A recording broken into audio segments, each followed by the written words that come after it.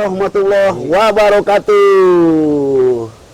Pemirsa podcast Koni Jawara dimanapun Anda berada, dalam kesempatan video kali ini saya berada di lokasi Hotel Sari Alam, di mana kegiatan TOT atau Trainer of Trainer dilaksanakan. Dan kebetulan saya didampingi oleh narasumber Bung Hariman Sobar, SPD. Apa kabar, Bung? Baik, baik. Alhamdulillah. Saya panggilnya Om apa, Bang? Boleh, Bung Danis, boleh. Oke, siap. Terima kasih. Bung Hariman. Ya, siap. Dalam TOT ini, Bung Hariman sebagai koordinator kegiatan. Wah, sibuk banget ya. Alhamdulillah. Berkat dukungan dari teman-teman juga sih Semua, sebetulnya. iya. Berkat dukungan teman-teman sehingga kegiatan ini bisa terlaksana, itu yang paling utama. Dan alhamdulillah sampai dengan hari kedua alhamdulillah tidak ada kendala yang berarti. Dari kemarin ya dilaksanakannya itu. Tapi sebelum hari H pelaksanaan seperti apa kesibukannya sebagai koordinator kegiatan nih? Itu sangat luar biasa. Teman-teman bekerja sangat luar biasa. Jadi ada persiapan yang memang kita betul-betul laksanakan sebelum ke hari H. Sampai-sampai kita 2 kali survei ke sini, bahkan rapat di sini juga dalam rangka fiksasi untuk kegiatan pada hari H. Jadi nggak mudah ya nyari tempat yang benar-benar ideal ya untuk cari TOT. Beneran Sari Alam ini jadi tepat jadi pilihan ya. Jadi pilihan dan alhamdulillah dari peserta juga bisa menikmati. Trainer of Trainer di situ saya baca nih dalam rangka kepelatihan, pelatih cabang olahraga berkualitas dan profesional. Luar biasa. Seperti apa sih Bung Hariman nih kegiatan Trainer of Trainer untuk mewujudkan kepelatihan pelatih cabur untuk menuju pelatih yang berkualitas dan profesional? Otomatis tujuannya kepada Porprov ya? Ya, betul. Bisa digambarkan nggak? Baik, terima kasih Bung Danis. Jadi kegiatan kita yaitu Training of Trainer atau kita singkat TOT. TOT, ya. Tema kegiatan kita itu Bung Danis terwujudnya pelatih yang berkualitas dan profesional menuju Subang Jawara tentunya. Ini dia tugas. Ya, pada nanti untuk Porprov 14 tahun 2022 sehingga pada Porprov tahun 2022 ini kita mempunyai pelatih-pelatih yang berqualified gitu dalam rangka mewujudkan cita-cita KONI Kabupaten Subang untuk di 5 besar. Amin gitu. Mudah-mudahan tercapai ya. Mudah-mudahan. Ini juga bagian upaya bidang pendidikan kepelatihan dan penelitian pengembangan ya. TOT ini ya. Betul sekali. Ini dilaksanakan 3 hari ya. 3 hari. Pesertanya berapa nih? Kita melaksanakan kegiatan ini dari tanggal 25 hingga tanggal 27 Oktober 2021. Sasarannya adalah 49 cabur. Masing-masing cabur mengirimkan 2 utusannya, yaitu pelatih kepala dan pelatih fisik gitu. Sehingga total kalau untuk pesertanya berjumlah 98 peserta. Gitu kira-kira Bung Danis. Dengar-dengar nih kan waktu kemarin katanya waktu hari pertama mau dibukanya TOT, ini peserta juga harus swab gitu ya. Betul. Jadi kegiatan boleh ya, tetapi prokes tetap dijaga ya. Itu yang terpenting. Jadi di samping kita melaksanakan kegiatan ini, tentunya juga kita tidak melupakan dari program pemerintah, yaitu instruksi dari pemerintah menjaga protokol kesehatan kita. Salah satunya adalah yaitu swab antigen. Alhamdulillah semua kita semua kita alhamdulillah dibantu oleh di bidang kesehatan. Kerjasama dengan bidang kesehatan. Terima kasih ke Dokter Encep Dokter Encep bidang apa namanya? Di KONI Subang. Betul, yang sudah membantu lah gitu. Benar. Spot medicine ya. Spot medicine.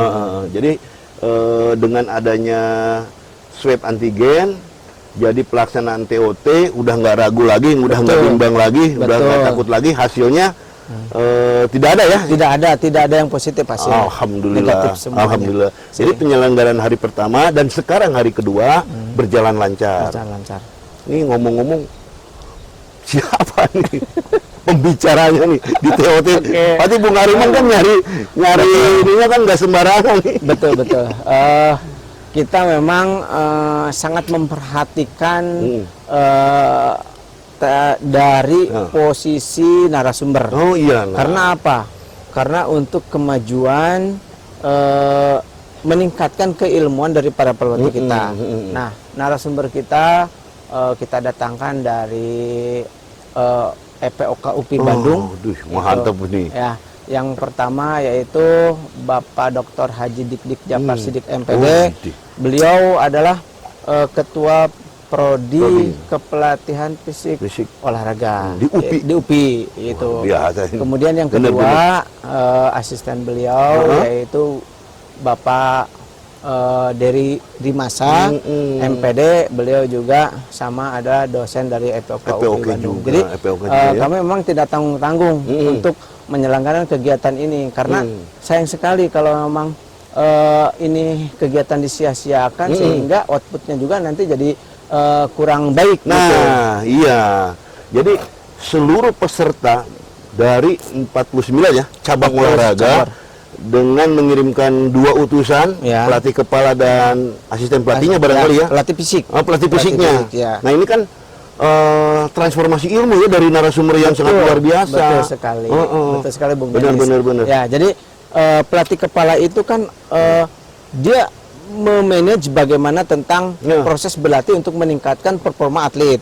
Nah, kemudian dia pelatih fisik itu harus menerjemahkan dari keinginan pelatih kepala gitu.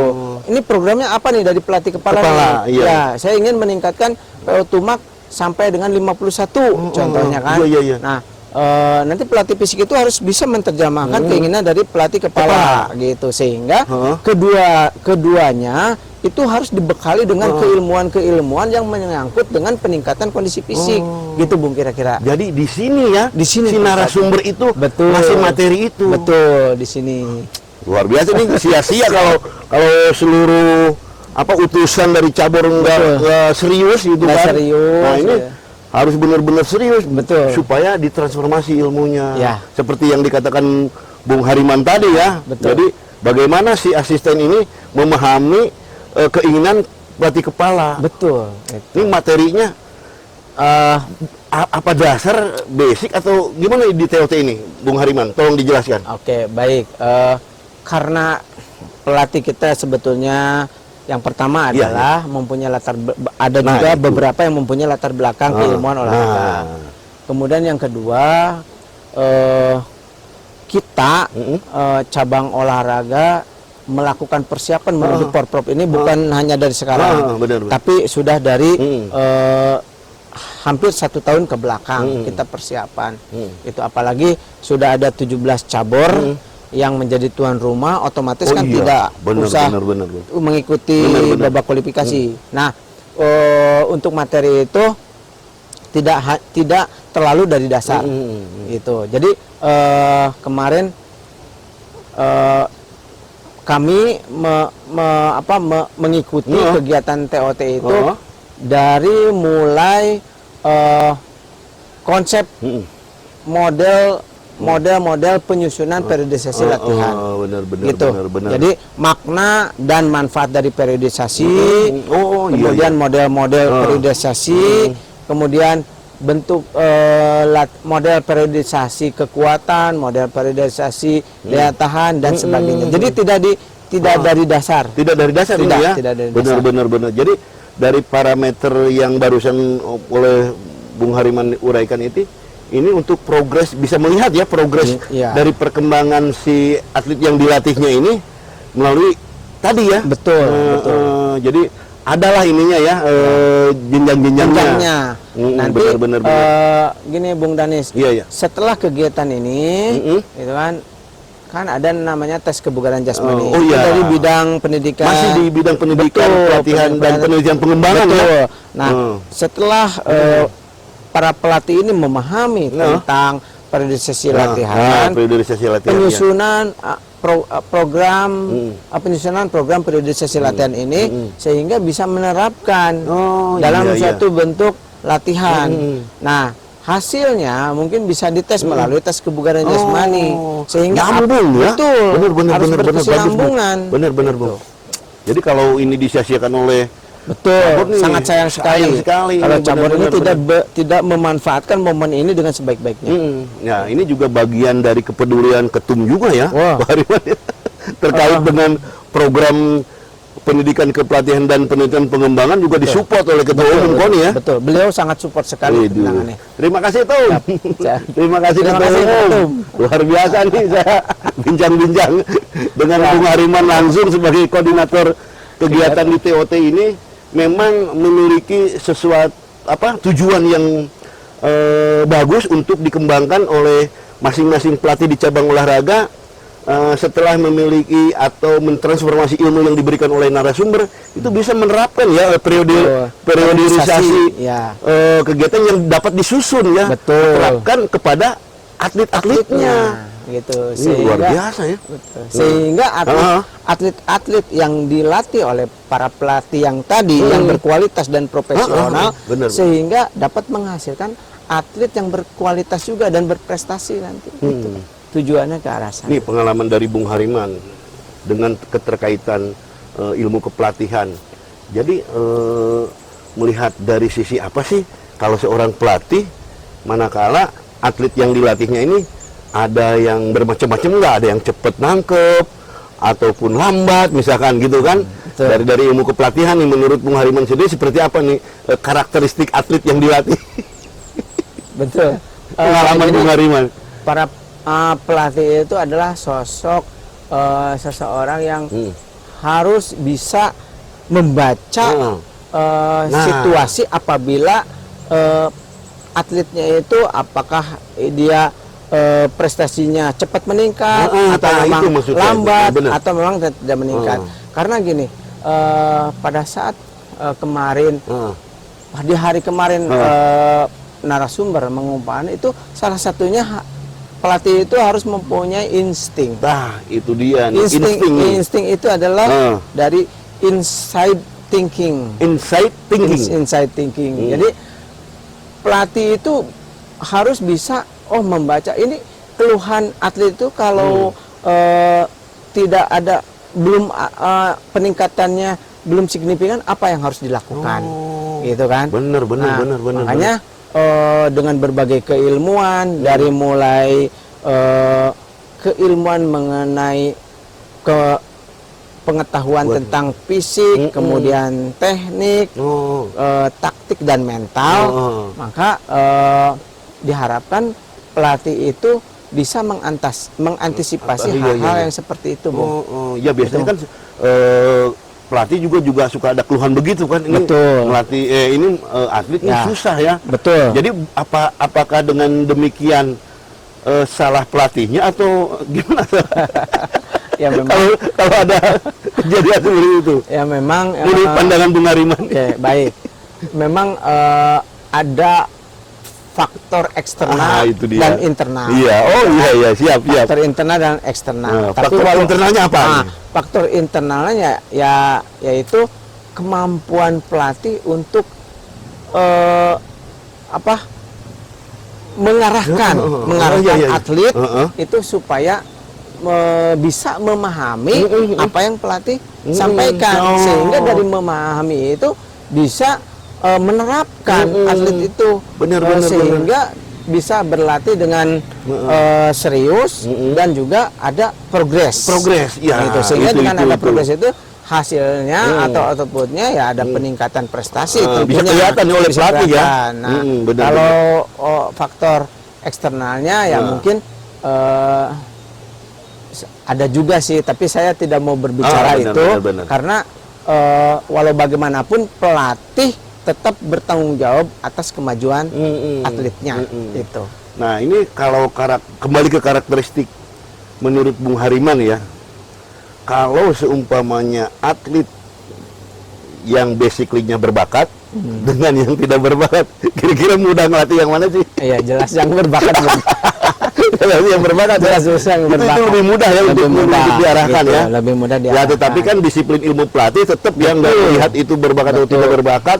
Ketika dia memang posisinya sudah jadi atlet, wajib ya hukumnya untuk dilatih sesuai harapan pelatih itu ya. Betul. Ya. Benar, Jadi benar. emang para pelatih itu pasti punya kemampuan untuk membaca apakah atlet ini berbakat atau tidak. Benar, gitu. benar. Jadi selain juga dia berbakat, tapi si atlet itu juga harus mempunyai kemauan yang keras untuk meningkatkan prestasi di masing-masing cabang olahraga. Iya betul. Karena hanya mengandalkan bakat saja sih tidak cukup bisa, ya, tidak nggak cukup untuk cuman seperti itu. dilatihnya agak lebih Betul. barangkali ya dibanding ini. Ya, artinya dalam hal ini pelatih itu bagaimana caranya supaya tidak terjadi malpraktik dalam itu. melatih, gitu sehingga Malpraktek nih. Nah. Dulu pernah dengar nih malpraktek yang dikatakan dokter Ima. betul. Malpraktek itu apa sih? Ya, malpraktik itu ya kesalahan dalam dalam melatih, betul. Oh, Jadi iya, sehingga, benar. itu tidak boleh terjadi lagi. Nggak boleh ya? Ya, untuk itu untuk itu kita memfasilitasi para pelatih, membekali mereka dengan keilmuan-keilmuan yang mumpuni dari pemateri yang handal, dari narasumber yang handal, sehingga hal-hal itu bisa diminimalisir. Jangan terjadi adanya malpraktek di dalam kepelatihan, di dalam proses melatih. Begitu. Tapi Bung Hariman, dengan adanya TOT, yakin nggak bahwa kegiatan ini berdampak positif terhadap sangat pelatih? yakin. Sangat yakin ya? Sangat yakin. Saya optimis dengan adanya kegiatan seperti ini bisa meningkatkan dan bisa berdampak positif. Benar. Ya, karena pada atlet yang hebat itu dia ada di balik pelatih yang hebat. Pelatih yang hebat ya Kira-kira seperti itu ya. Ini luar biasa. Koni Subang kemarin bidang program perencanaan dan anggaran ngadain BIMTEK, betul, penatausahaan anggaran. Sekarang bidang pendidikan pelatihan dan penelitian pengembangan juga ngadain TOT. Ini benar-benar luar biasa kegiatan ini, saling bahu membahu. Betul.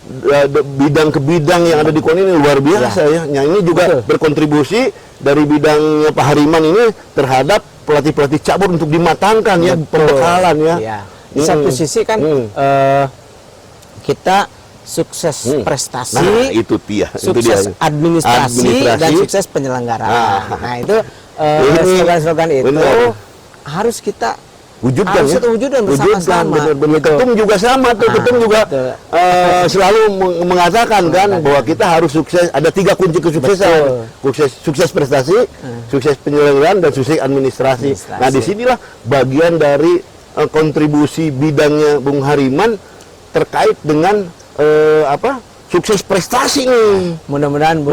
Karena kan pelatih ini yang talak ukurnya si atlet Bu bisa ini kondisi prima. Betul. Bung, di samping melatih fisik ada melatih apa aja sih? Ya, kalau pelatih kepala itu kan teknis bagian dari fisik. Betul. Kalau pelatih kepala itu kan sifatnya holistik.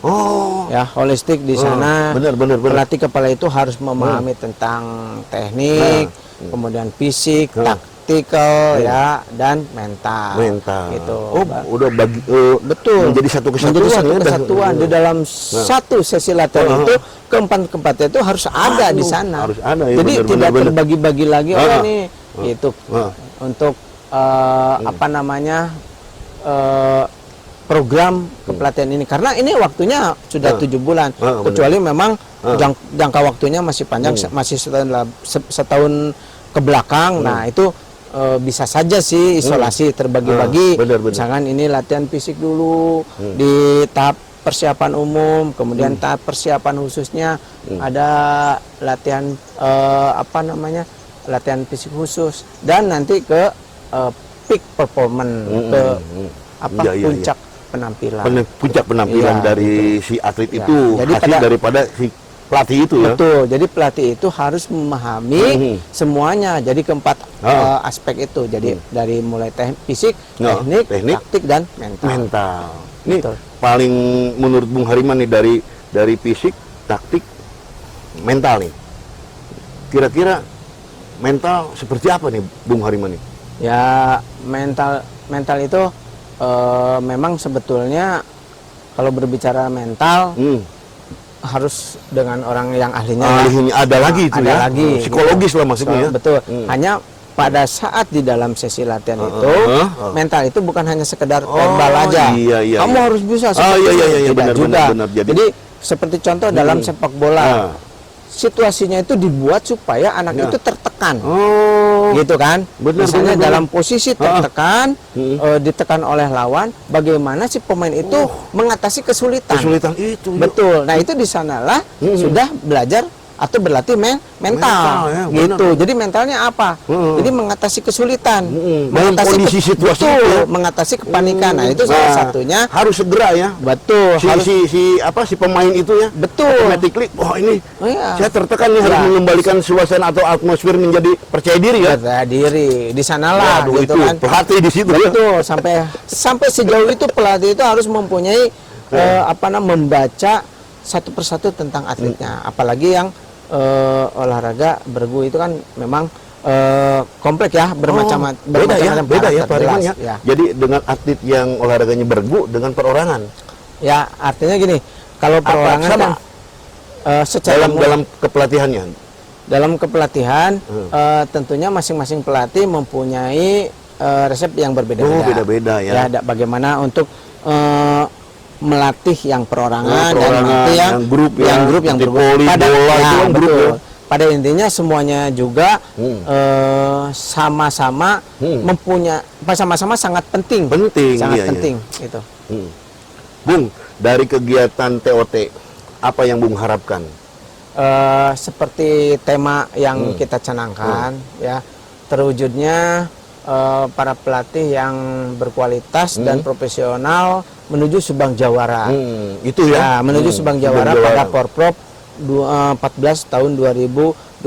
Artinya kalau sudah berbicara kualitas dan profesional, tentunya semuanya harus terfokus ke kegiatan masing-masing cabang olahraga itu, gitu kan.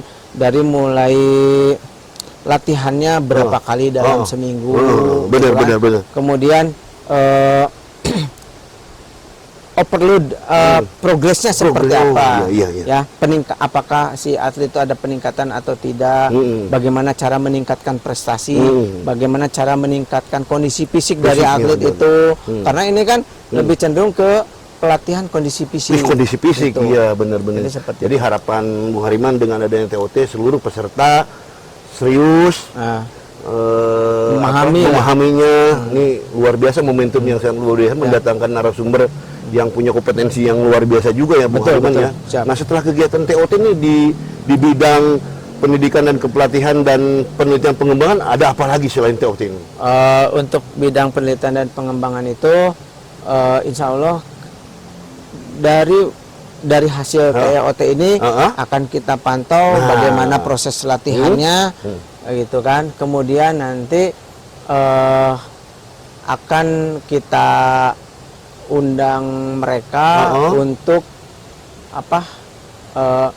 atletnya di tes ya, di tes kebugaran jasmani. Luar biasa. Jadi pada intinya kita harus ada follow up, ada tindak lanjut dari kegiatan ini, benar. Gitu. Jadi bukan outputnya ya.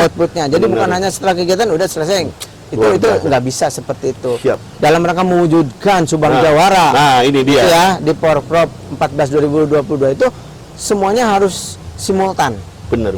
Simultan berkelanjutan, ada tindak lanjutnya sampai dengan tujuan kita apa, gitu kan. Jadi setelah TOT nanti ketemu di tes kebugaran sebagai output daripada kegiatan TOT dilanjutkan dengan tes kebugaran. Bung Hariman, terima kasih atas waktunya. Siap, Bung Danes. Selalu Bung Hariman. Mudah-mudahan TOT yang diharapkan seperti yang dikatakan Bung untuk bisa mewujudkan kepada Subang Jawara di Porprov 2020 mendatang. Sukses Bung Hariman ya. Terima kasih Bung Danes atas undangannya. Siap, terima kasih Bung Hariman. Podcast Koni Jawara dimanapun berada.